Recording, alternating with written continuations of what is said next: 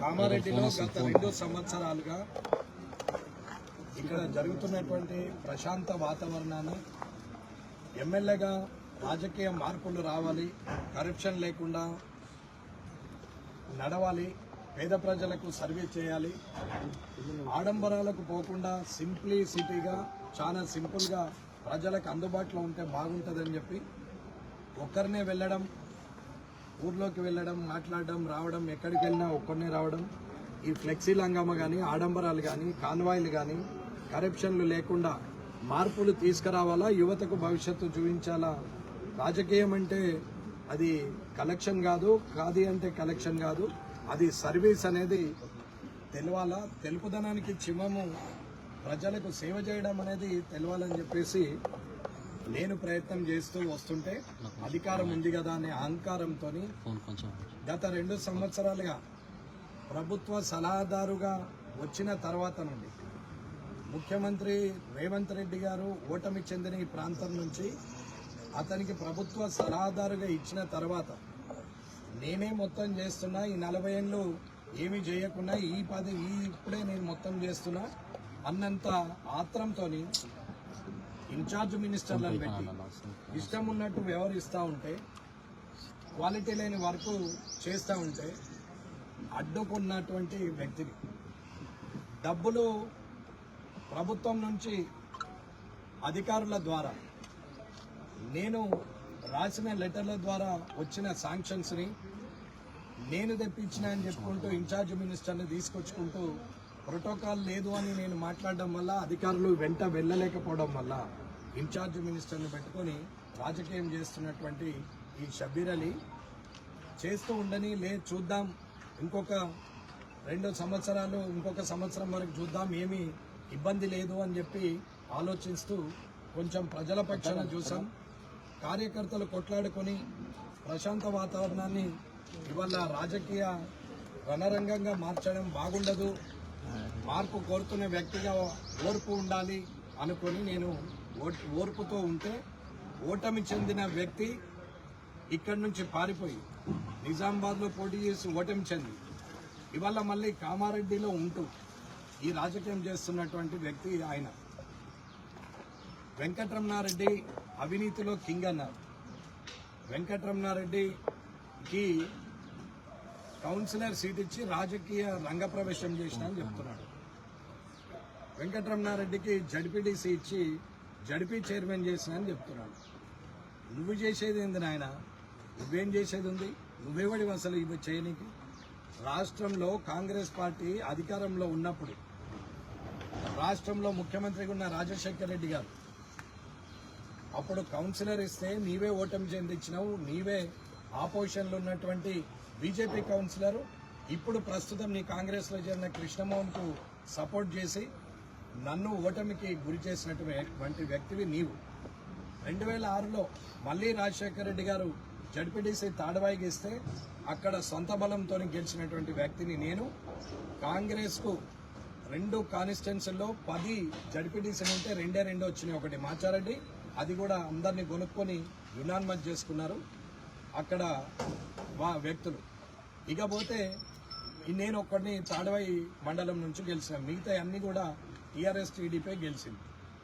అలాంటి పరిస్థితిలో జిల్లా పరిషత్ చైర్మన్గా చేయాల్సిన అవసరం వచ్చినప్పుడు రాజశేఖర రెడ్డి గారు 2008లో టీఆర్ఎస్ అలయన్స్ ఉంటే దాన్ని విడగొట్టి మీరు నో కాన్ఫిడెన్స్ నేను చేస్తా, 23 సంవత్సరాల తర్వాత జిల్లా పరిషత్లో జెండా ఎగరేస్తానని నేను చెప్పడం జరిగింది. చెప్తే రాజశేఖర రెడ్డి గారు భుజం తట్టి వెన్ను తట్టి ముందుకెళ్ళమని చెప్పారు. ఆయనను నేను రాజకీయ గురువని చెప్పిన ఎన్నోసార్లు ఇప్పుడు కూడా చెప్తున్నాను. నీవు గురువెక్కడివి? నీవు నా ఇంటి ముందట మా నాన్న దగ్గరకు వచ్చి నిలబడ్డోడివి. మా ఇంటి ముందట మామిడి చెట్టు కింద 100 సార్లు నిలబడ్డ నువ్వు చేయలు కట్టుకొని మా నాన్న 68లో కానీ 78లో కానీ పోటీ చేసినప్పుడు నువ్వు గోడల మీద రాతలు రాసినోడివి. నిన్ను బట్టుపోచయ్య గారు ఆయన తీసుకొచ్చి రాజకీయ ఆరంగేట్రం చేసిండు. నీకే దిక్కులేదు, నువ్వు నన్ను చేయడం.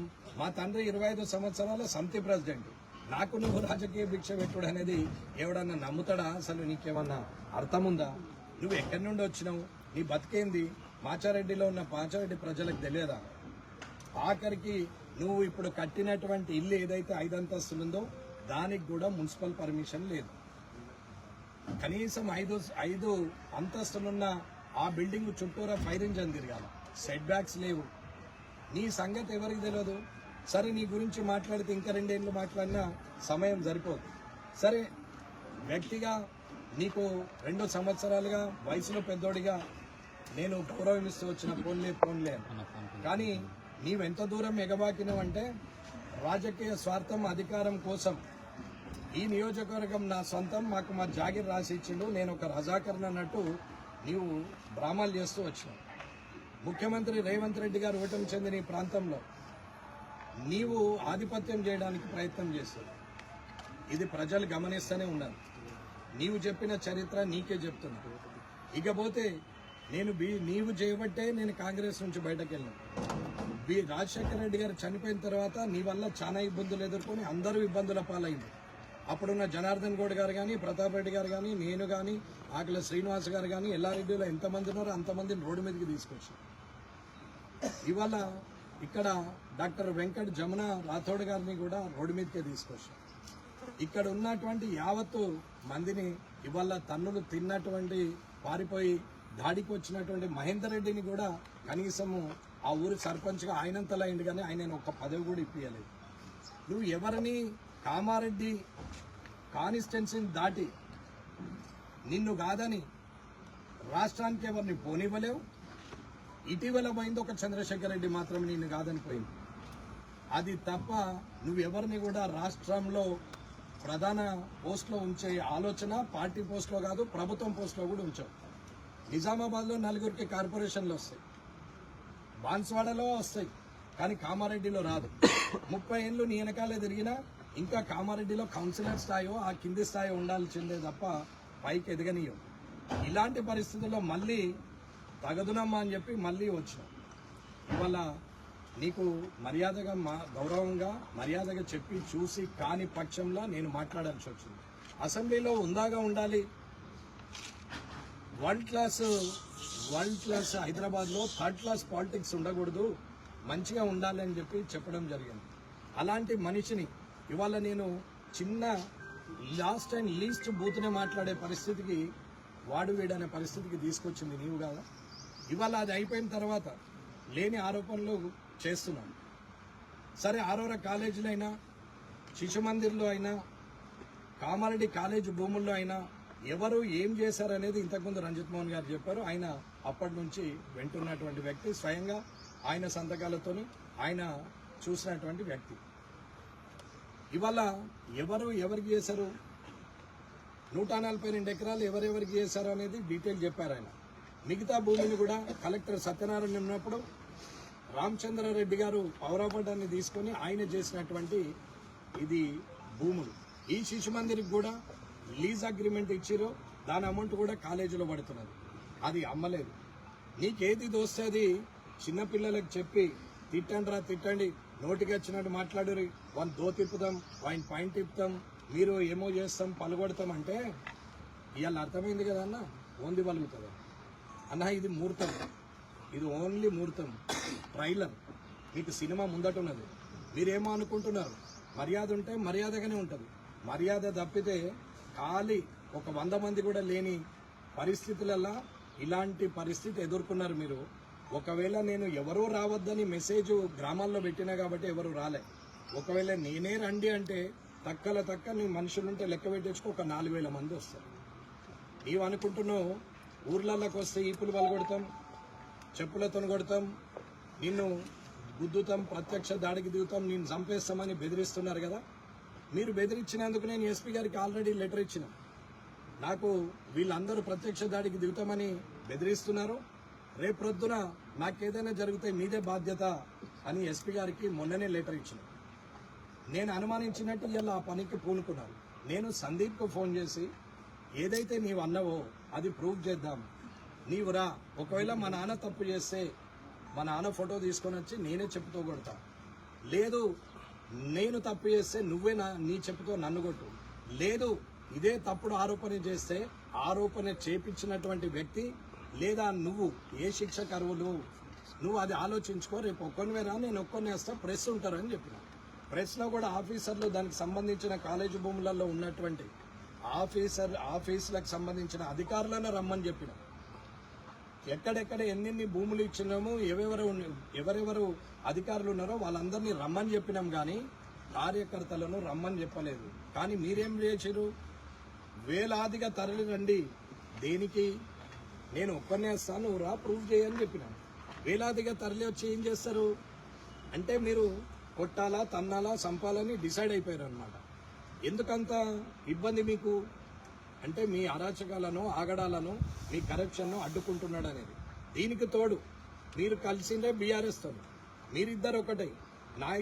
నా చేతిలో ఓడిపోయిన ఇద్దరు పార్టీ అధినేతలకు, ఆ అధినేతల పార్టీలను ఒక దగ్గరికి కలిపి ఇవాళ మున్సిపల్ ఫామ్ చేశారు బీఆర్ఎస్ అండ్ కాంగ్రెస్ కలిసి. నేను ఆనాడు కూడా ఉత్సాహంగానే అందరితో నవ్వుతూ మాట్లాడే వచ్చాను. ప్రజలు తీర్పిచ్చింది 16 కాబట్టి 16కే ఉన్నాం, ఎవరిని కలుపుకోలేదే. నీకు అక్కసేంటి? అవినీతి జరగనీయని చెప్పాను తప్ప వేరే విషయం ఏం లేదు. సరే అయింది, ఆ రోజుతో వచ్చినాక ఊరుకోవచ్చు. నీ మనుషులతో కొట్టిస్తా బిట్టిస్తాను. నేను రేపటి నుంచి గ్రామాల్లోకి వస్తా, ఎవడు అడ్డుకుంటాడో చూస్తా. నేను వస్తా, వచ్చేవాళ్ళు వస్తారు.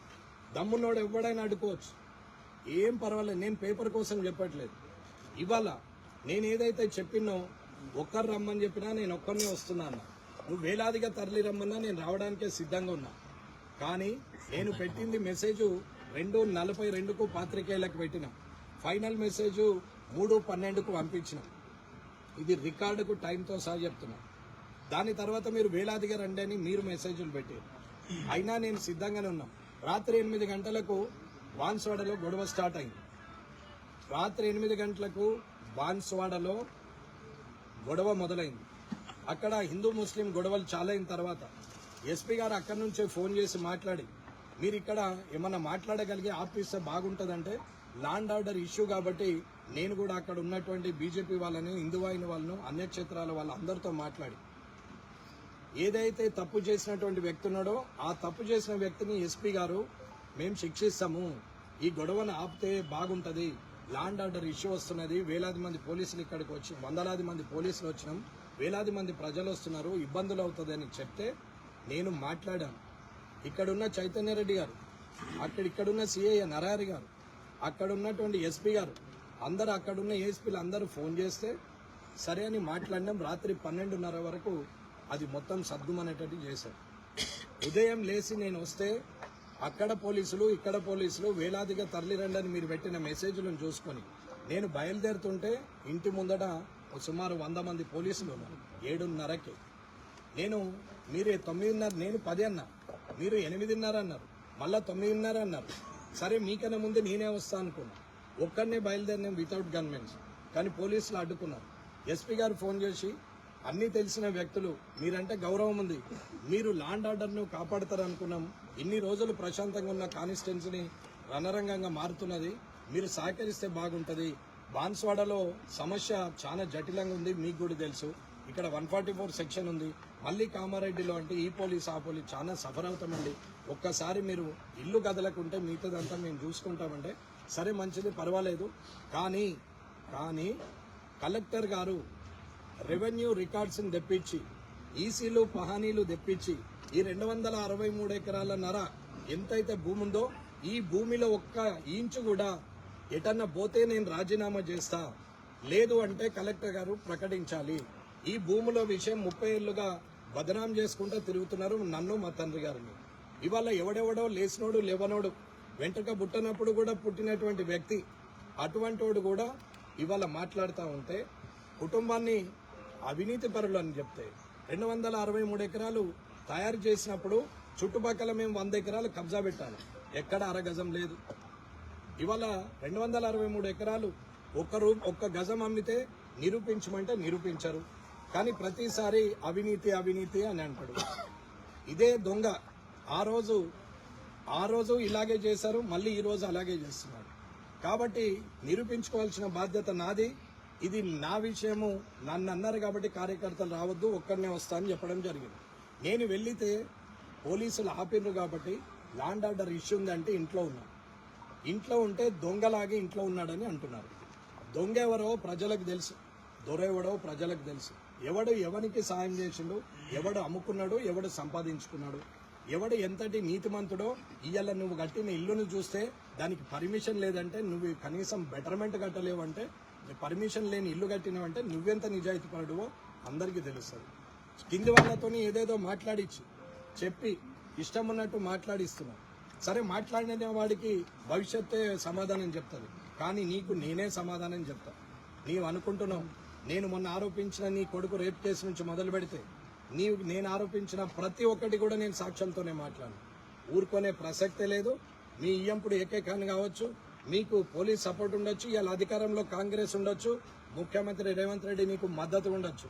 ముఖ్యమంత్రి గారికే చెప్తున్నా, ఇలాంటి దాడులు ప్రత్యక్షంగా చేసి రేపటి నుంచి నా మీద ఈగ వాలినా గీత పడినా అది కాంగ్రెస్ ప్రభుత్వందే, అది ముఖ్యమంత్రిదే బాధ్యత అని చెప్తున్నాను.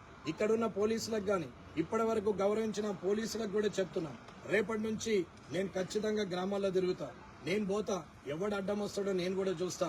ఎటువంటిది జరిగినా దాని బాధ్యత ప్రభుత్వమే తీసుకోవాలా. నేనేం భయపడే వ్యక్తిని కాదు. నేనున్నది భారతీయ జనతా పార్టీలో నీతి నిజాయితీగా ఉండి ప్రజల పక్షాన పోరాడే వ్యక్తిని. నా వెనకాల నా పార్టీ అధినేతలు వీళ్ళందరూ ఉన్నారు. మోడీ గారు, అమిత్ షా గారు, వీరందరూ కూడా ఉన్నారు. నిజాయితీతో ఉండే వ్యక్తులమే కానీ మేము అవినీతి పరులం కాదు, భయపడే వ్యక్తులు గారు. భారతీయ జనతా పార్టీ కార్యకర్త నీలాగా పెయిడ్ వర్కర్లు కాదు. వాళ్ళు వర్క్ దేశం కోసం, ధర్మం కోసం పనిచేసేవాళ్ళు. అందుకే ఇవాళ నీ కారు బోల్తా పడ్డది. రేపు పొద్దున మీ ప్రభుత్వం కూడా బోల్తా పడుతుందని చెప్తున్నాం. షబ్బీర్ అలీ గారు, మీరు ఏమన్నా అనుకోండి, ఖచ్చితంగా రేపటి నుంచి ఇంకా యుద్ధ వాతావరణం ఇడిచే ప్రసక్తే లేదు. అడుగు అడుగున ఏ ఇన్ఛార్జ్ మినిస్టర్ వస్తారో ఎవరు వస్తారో రానివ్వండి, ప్రభుత్వానికి కూడా నేను ఛాలెంజ్ చేస్తున్నా. ఇదే నీ ప్రజాపాలన అయితే రేవంత్ రెడ్డి గారు, ఇది నీకు సమాధానమే చెప్పే ఆస్కారం కామారెడ్డి నుంచే మొదలవుతుంది. ఇది మంచి చెడుకు దారి తీస్తుందా, మంచికి దారి తీస్తుందా అనేది నీ పార్టీ భవిష్యత్తే నీకు తెలియజేస్తుంది. కాబట్టి ఖబర్దార్ అని చెప్తున్నాను. నేనేమీ బెదిరించట్లేదు. ముఖ్యమంత్రి గారికి డైరెక్ట్గా చెప్తున్నాను, ఓటమి చెందిన మీరు వచ్చి కామారెడ్డిలో ఎలాంటి కార్యక్రమం చేసినా నేను ఆహ్వానం పలుకుతా. ఎందుకంటే మీరు ముఖ్యమంత్రిగా ఉన్నారు, ఇక్కడ ఓటమి చెందిన కాబట్టి. ఓటమి చెందిన వ్యక్తి కన్నా మీరు ఇవాళ ముఖ్యమంత్రి స్థానంలో ఉన్నారు కాబట్టి మీకు నేను మర్యాద ఇస్తా. మీరు వస్తే చేస్తా. కానీ 9 సార్లు టికెట్ ఇస్తే 7 సార్లు ఓడిపోయిన వ్యక్తి, ఏడ నిలబెట్టినా గానీ గెలవలేని వ్యక్తి, కనీసము ఇవాళ ఒక 100 కోట్లనే ఈ సంవత్సరంలో సంపాదించినటువంటి అత్యంత నీచంగా, అత్యంత కరప్షన్ చేసే, అతి డబ్బుల లాలుచున్నటువంటి ఆ వ్యక్తిని ఇవాళ కామారెడ్డి మీద మీరు వదులుతా అంటే ఊరుకునే ప్రసక్తే లేదు. నిర్ణయం మీది. మీ నిర్ణయాన్ని బట్టే నా నిర్ణయం ఉంటుంది. ఇది మీకు నాకే యుద్ధం అనుకుంటున్నా. నడమల పారిపోయిన వ్యక్తితో నాకు యుద్ధం లేదు. కాబట్టి రేవంత్ రెడ్డి గారు, మీరు ఆలోచించుకోండి. ఇంతకుముందే నేను మిమ్మల్ని కలిసి చెప్పిన, సీఎంఆర్ఎఫ్ గురించి మాట్లాడినప్పుడే ఈ వ్యక్తి గురించి మీకు డీటెయిల్డ్గా చెప్పిన. మీరు మాట్లాడిరు, విన్నరు, ఊరుకున్నారు. తిరిగి నేను సంవత్సరంన్నర ఓపిక పట్టిన, కానీ ఇక ఓపిక పట్టే ప్రసక్తే లేదు. కాబట్టి మీరే ఆలోచించుకొని నిర్ణయం తీసుకోవాలని తెలియజేస్తున్నా. జై హింద్, జై భారత్.